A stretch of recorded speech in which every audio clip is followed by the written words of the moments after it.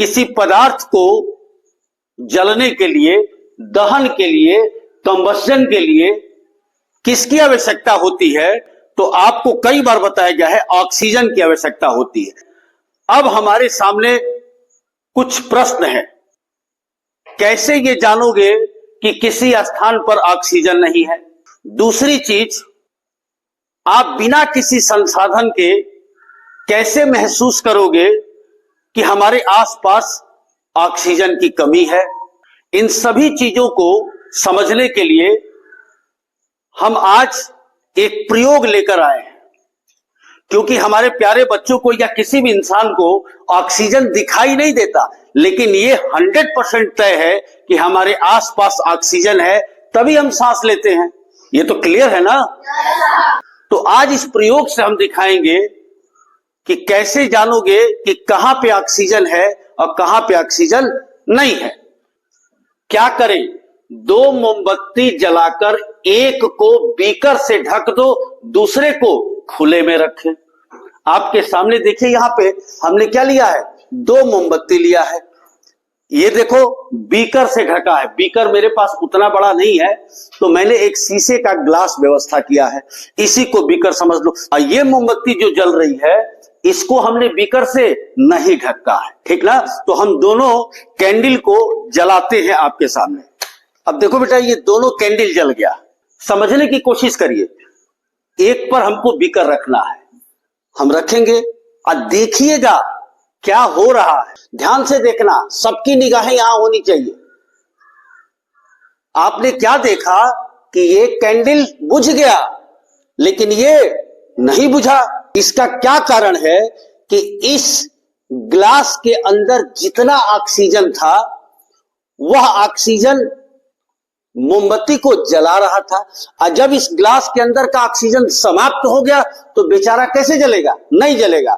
यहां बिल्कुल ये आसानी से जल रहा है, क्योंकि इसको आसपास से ऑक्सीजन मिल रहा है, इसलिए ये जल रहा है। तो क्लियर हो गया कि इस ग्लास के अंदर अब ऑक्सीजन नहीं है।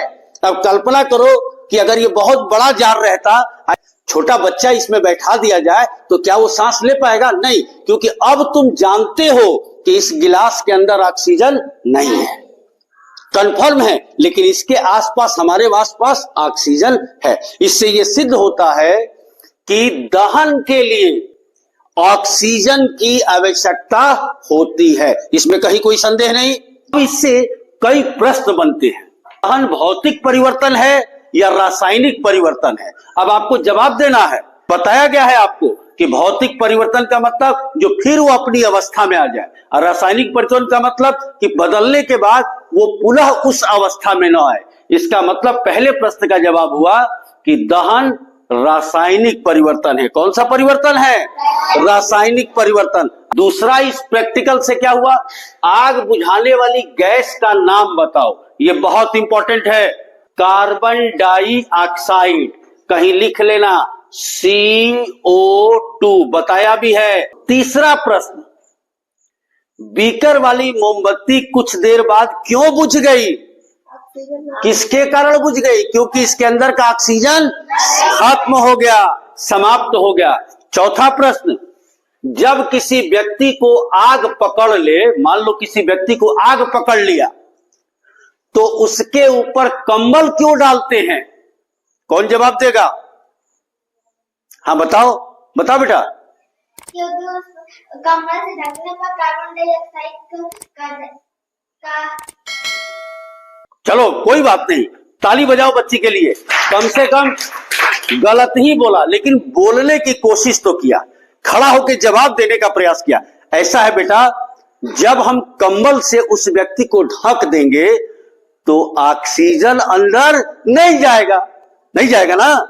ऑक्सीजन अंदर नहीं जाएगा। और हमारे प्यारे बच्चे तो जानते ही हैं, कंबल से जब ढक देंगे उसको तो ऑक्सीजन नहीं पहुंचेगा, और जो आग पकड़ा है वो क्या होगा? बुझ जाएगा। तो कंबल क्यों डालते हैं? ताकि ऑक्सीजन की वहां आपूर्ति न हो सके, यानी ऑक्सीजन वहां शरीर तक नहीं पहुंच सके। आई बात समझ में? बहुत बहुत धन्यवाद।